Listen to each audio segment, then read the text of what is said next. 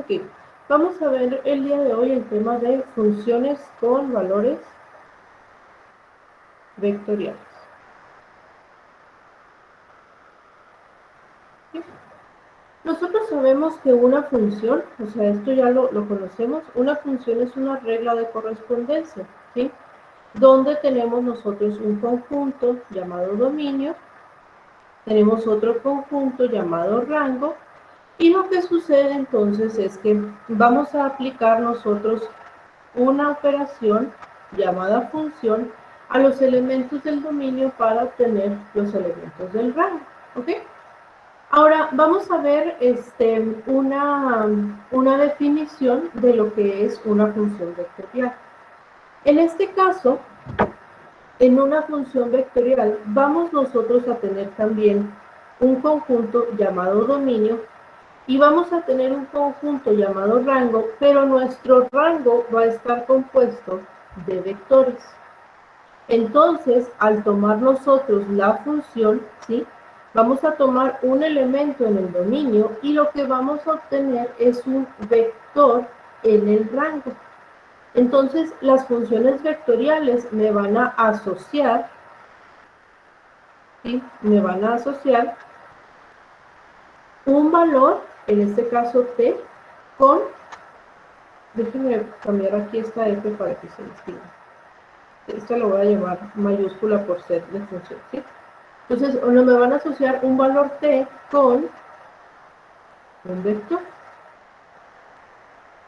Y en este caso, cada una de las componentes del vector, cada componente ijk, va a estar representada por alguna función en t, ¿sí?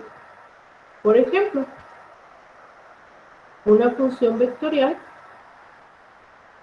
se puede representar como t cuadrada i más e a la t j más 2k.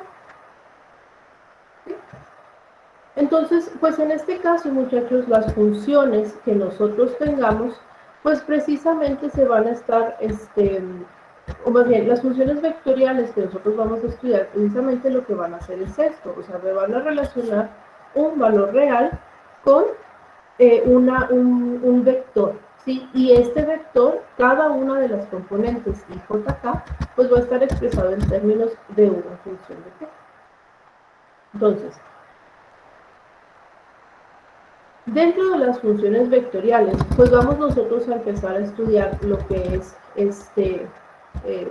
los conceptos de cálculo aplicados a ellas, ¿sí? Y podemos, por ejemplo, ver lo que es el límite. Ustedes se acordarán que al estudiar el concepto de límite de una función no vectorial, bueno, lo que teníamos es que el límite de una función cuando x tiende a un número, ¿sí? Esto lo que me indicaba era la existencia de un valor L. Si este valor L existía, entonces podíamos decir que el límite de la función existía. Bueno, pues algo similar va a suceder con las funciones vectoriales. La definición formal de el límite hablando de funciones vectoriales es la siguiente. La voy a escribir así tal cual, ahorita le explicamos, ¿sí? Entonces, la definición formal es decir que el límite de una función vectorial, ¿sí? Cuando t tiende a un valor es igual a L, significa que para cada epsilon mayor que 0, dada, existe una delta mayor que 0, tal que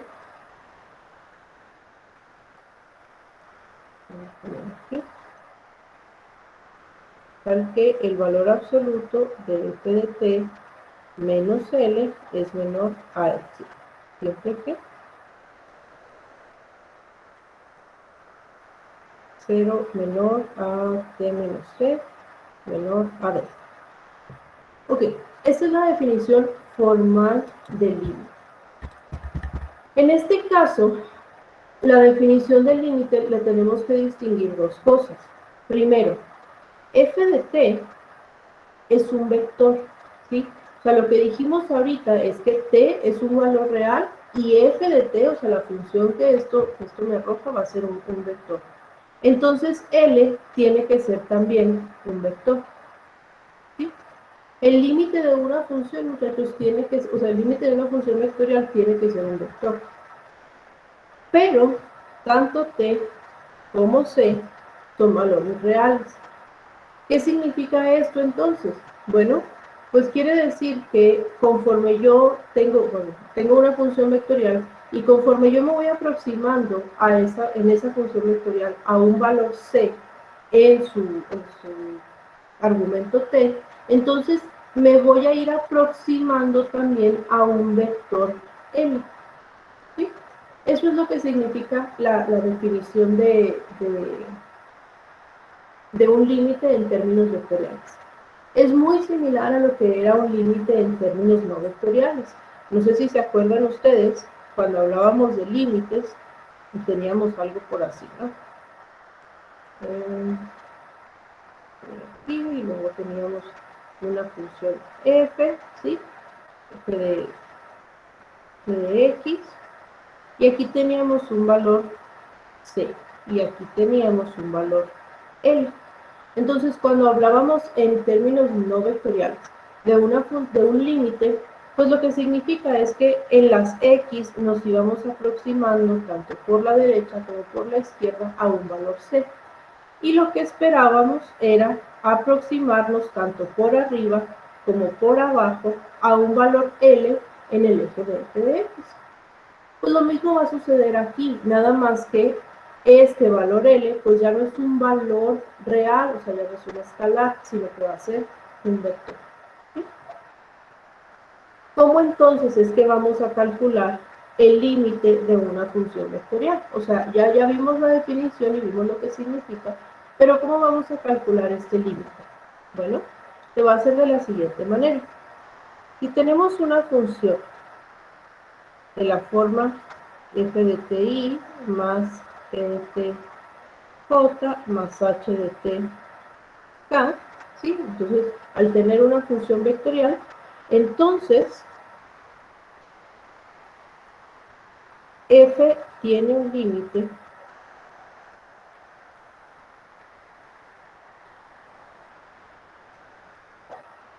en C, si y solo si f, g y h tiene límites en C.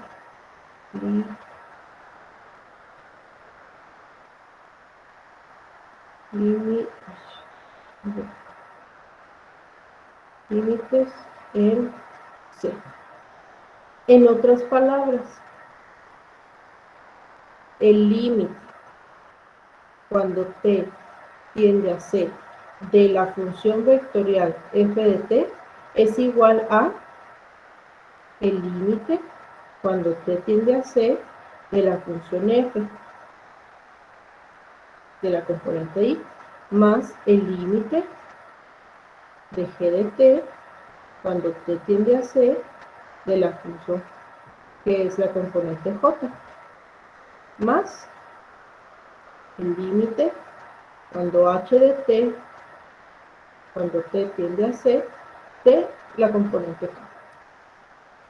Si alguno de estos límites no existe, entonces la función vectorial como tal tampoco existe.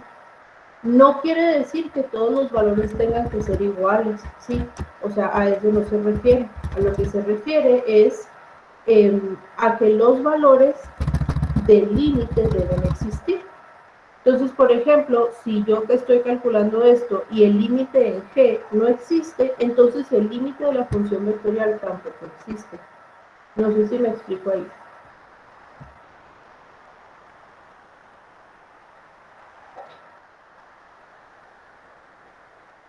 Voy a pensar que sí. Vamos a ver un ejemplito de esto.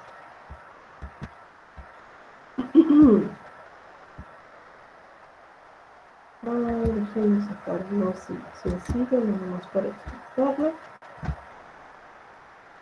Ok, vamos a ver. Tenemos nosotros la siguiente función vectorial, o más bien el siguiente límite. Tenemos el límite de 2 por t menos 3 al cuadrado y menos 7t cúbica j, cuando t tiende a 3. Entonces, nuestra función vectorial, pues es todo esto. Lo que yo necesito hacer para determinar si este límite existe o no, pues es encontrar, o más bien es verificar si existen los límites en cada una de estas funciones. ¿Ok? Entonces, vamos primero con el límite. Vamos primero con el límite de la función que es la componente y, que sería de 2 por t menos 3 al cuadrado. Y el valor de t, más bien el valor de c, pues debe de ser el mismo. Ahora, en este caso, el límite, la función que aquí tenemos, pues es una función algebraica, ¿sí? No tenemos radicales, no tenemos un denominador, entonces el límite se calcula sustituyendo directamente. Es decir, este límite va a ser igual a 2 por 3 menos 3 al cuadrado. Entonces, este límite es igual a 0. Ojo, el hecho de que un límite sea 0 no quiere decir que no exista. Sí tenemos un valor. Cuando no existe es cuando se da alguna indeterminación. ¿Ok? Entonces, pues ya, tenemos el límite de la primera función. Vimos que sí existe, somos muy felices. Vamos entonces con el límite de la siguiente función, que sería g. Entonces vamos a tener menos 7, el límite de menos 7 por t al cubo, cuando t tiende a 3. ¿Sí? Otra vez, esta es una función algebraica. No tenemos aquí ningún denominador, no tenemos funciones irracionales, no tenemos radicales, no tenemos indeterminaciones. Entonces el límite se calcula pues, solamente sustituyendo. ¿Ok? Entonces el límite de esta función sería 27 por menos 7 menos 180. ¿Ok? Ahora sí, ya que calculamos y vimos que ambos límites existen, los de las dos componentes de la función, bueno, en este caso, el límite de la función vectorial, cuando t tiende a 3 de 2 por t menos 3 al cubo y menos 7t cúbica j, todo este límite va a ser este límite que obtuvimos en la componente y más el límite que obtuvimos en la componente j. Es decir, el límite de esta función vectorial cuando t tiende a 3 es el vector menos 189. ¿Sí se entiende? Podemos expresarlo también en alguna otra representación vectorial. Sería el vector 0, menos 189. Aquí tenemos solo dos componentes porque pues la función tenía solo dos componentes. Si hubiéramos tenido la componente k, pues sería por la componente k. Entonces lo único es sustituir las T's por el 3. Siempre y cuando sean funciones algebraicas. Vamos a ver un caso en el que no es una función algebraica. Okay. Vamos a ver aquí.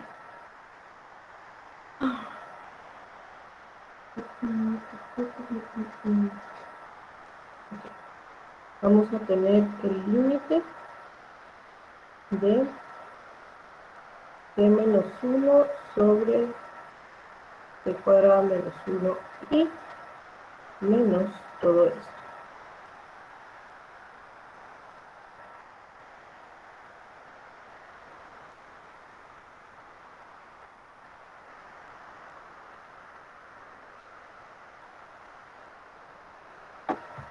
¿Ok?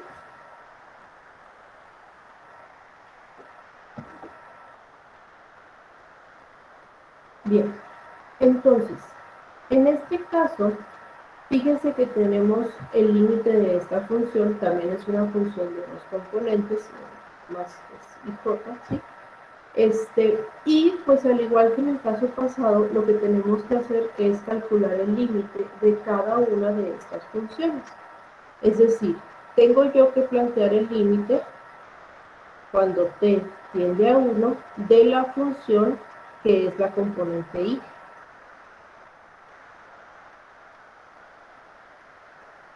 Pero en este caso, como tengo una función racional, tengo que cuidar que mi función no se indetermine. Si yo sustituyo directamente, si yo sustituyo 1 menos 1 y 1 al cuadrado menos 1, pues el denominador se va a hacer 0 y esta función se va a indeterminar. Entonces tenemos que buscar algún método para eliminar esa indeterminación. ¿A alguien se le ocurre alguno?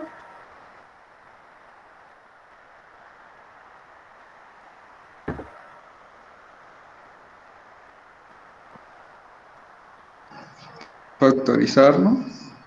Así es. Podemos nosotros factorizar esta función. Entonces, el numerador pues se queda igual, pero el denominador es una diferencia de cuadrados. Entonces se factoriza como t menos 1 por t más 1. Al hacer esto, pues podemos simplificar. Entonces, se va a quedar de esta manera y lo que me va a quedar es el límite cuando t tiende a 1 de 1 sobre t más 1. Aquí es similar. De 1 sobre t más 1. Y en este caso, muchachos, aunque tenemos una función racional, pues ya no se indetermina. O sea, al sustituir t igual a 1, pues no se hace 0 el denominador y ya no tenemos ningún problema. Entonces, en este caso, el límite de la función sí se calcula sustituyendo directamente. Sería 1 sobre 1 más 1, que es 1. Ese sería mi límite. ¿Ok?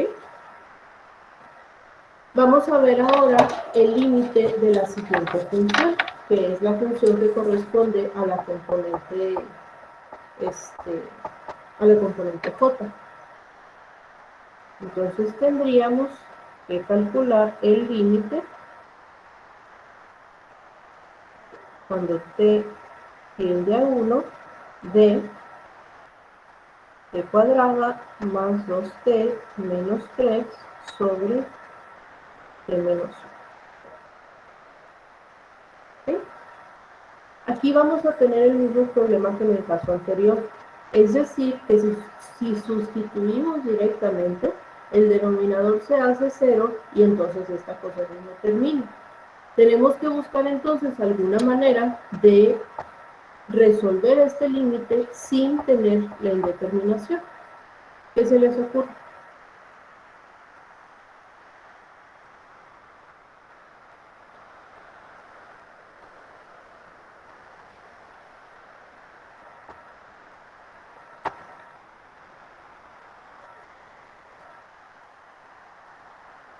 En este caso también podemos factorizar, nada más que estaríamos factorizando el numerador. Esto sería entonces el límite cuando t tiende a 1 de, lo de arriba pues es un trinomio, entonces tenemos t, dos números que multiplicados den menos 3 y sumados den 2. Pues tendríamos más 3 y menos 1.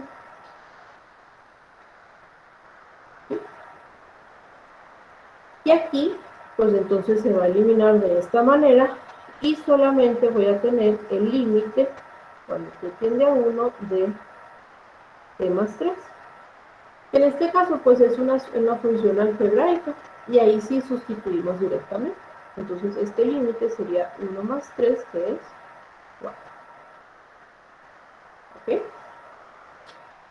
Ya que obtuvimos entonces los valores, o sea, ya que vimos que en cada componente el límite sí existe y obtuvimos el valor de este límite, pues entonces aquí sí podemos pasar a lo siguiente. Es decir, el límite de la función original, que era t menos 1 sobre t cuadrada menos 1i más t cuadrada más 2t menos 3 sobre t menos 1j, ¿sí? Cuando t tiende a 1. Este límite pues corresponde al valor del límite de cada componente, que fue 1 medio i más 4.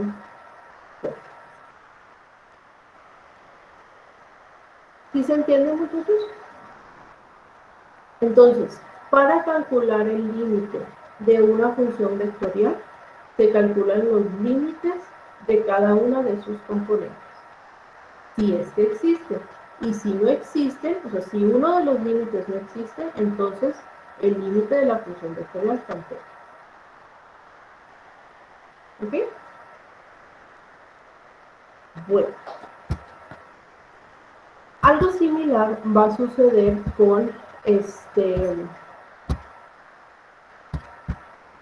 bueno, antes de seguir, ¿sí se acuerdan de cómo calcular límites?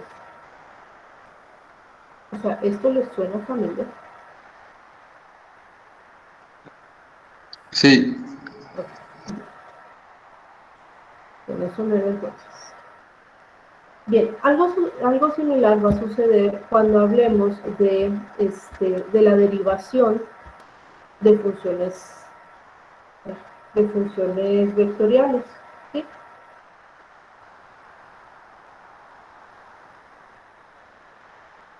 Al hablar de la derivación de funciones vectoriales, muchachos, pues lo que vamos a tener es precisamente la derivada de cada uno de sus componentes.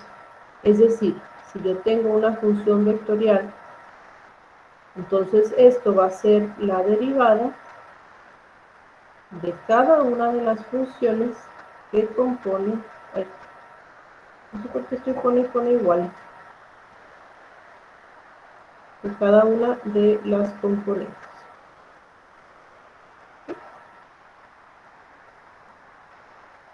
Por ejemplo,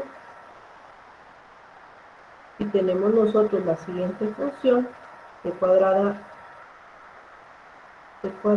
más ci más c a la tj más 2k, y queremos encontrar, primero que nada, la derivada de f de t, pues lo que tenemos que hacer es derivar cada componente, ¿sí? Entonces, aquí tendríamos la derivada de la componente i sería 2t más 1. La derivada de la componente j, pues va a ser t a la t. Y la derivada de la componente k, pues es 0. ¿Sí? Entonces esa ya no la escribimos. ¿Vale? ¿Se entiende eso? sí. ¿Qué pasa si yo quisiera calcular la segunda derivada? Pues la segunda derivada aquí, pues sería nomás derivar lo anterior, ¿sí? Entonces, por ejemplo, aquí tendríamos la derivada de 2t más 1, pues va a ser 2, y la derivada de e a la tj, pues va a ser e a la tj.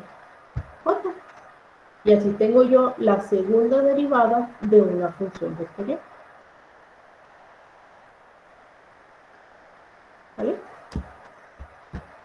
Entonces, hablando de derivación, muchachos, pues se siguen las mismas reglas de derivación que ya conocemos. Aquí la cosa es que se aplican pues a cada una de las funciones que componen la función vectorial. Eso no es nada nuevo, ¿sí?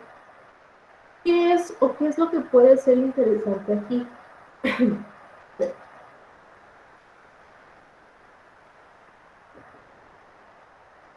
Además de nosotros encontrar el valor numérico de las derivadas, podemos combinar esto con los conceptos que ya sabemos de vectores. Por ejemplo, yo aquí puedo encontrar el ángulo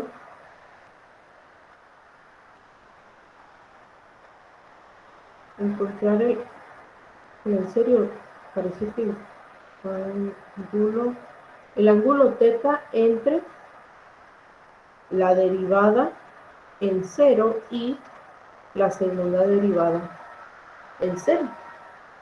Es decir, cada una de estas derivadas lo que me está dando es un vector, pero no es un vector específico, sino es un conjunto de vectores, porque t, pues no sabemos cuánto vale, ¿sí?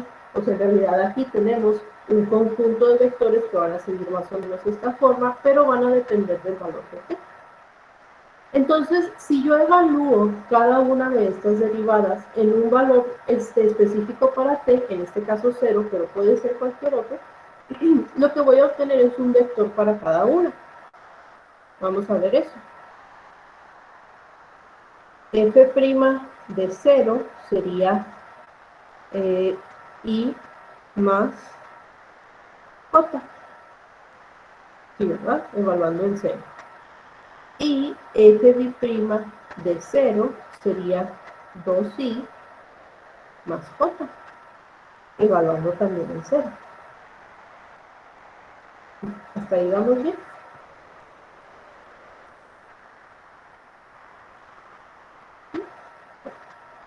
Alguien dígame, ¿cómo se encontraba el ángulo entre vectores?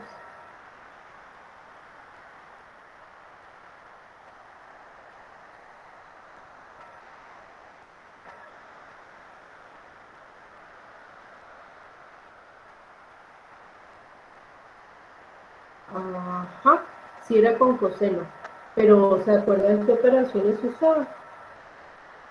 O sea, el coseno de teta era igual a ¿qué?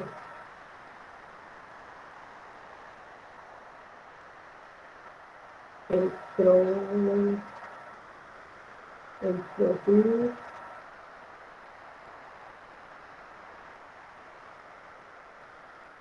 B sobre A. ¿No? ¿Nadie? ¿El qué? B sobre A. No. Era el producto punto entre la magnitud, el producto de la magnitud de cada vector. Entonces ya tenemos aquí nosotros dos vectores. Tenemos el vector dado por f' y el vector dado por f' evaluadas en 0. Así que si nosotros calculamos los productos, o más bien el producto punto de ellas, pues tendríamos 1 por 2, 2, más 1 por 1, 1, esto va a ser 3. Y luego podemos calcular la magnitud de cada uno de estos vectores. Esto va a ser raíz de 2 y la magnitud de f' en 0 sería raíz de 5.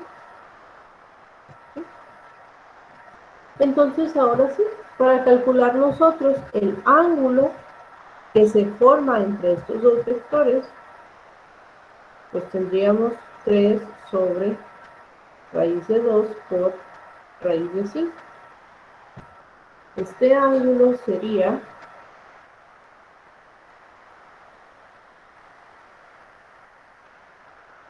de 18.4 grados.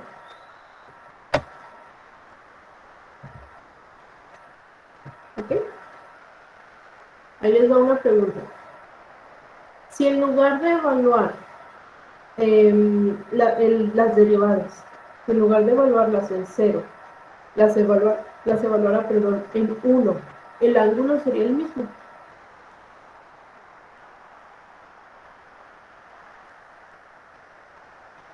Y no, porque pues nos darían vectores con la misma dirección, entonces el ángulo es el mismo. No, no, no, no. Ojo, no hay que confundirnos aquí.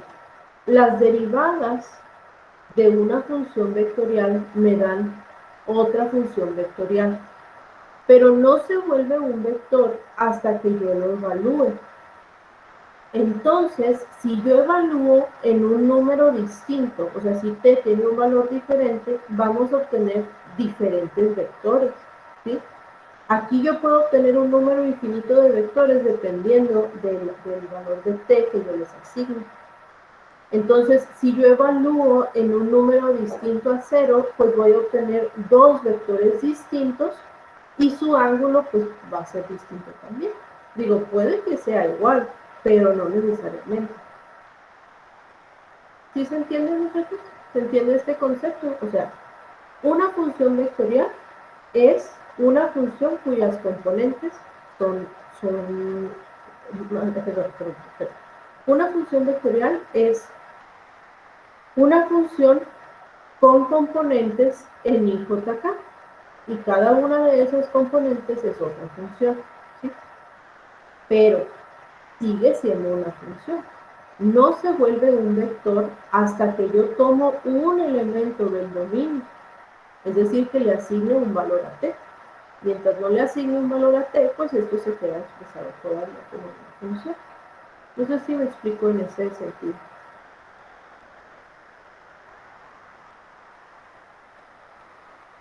Bien. Entonces, no los quiero saturar. Vamos a dejarlo hasta aquí el día de hoy, ¿sí? Vamos a ver, bueno, ya vimos qué significa que una función sea una función vectorial, ya vimos cómo se calculan los límites y las derivadas en términos de una función vectorial, ¿ok? Voy a terminar aquí la sesión.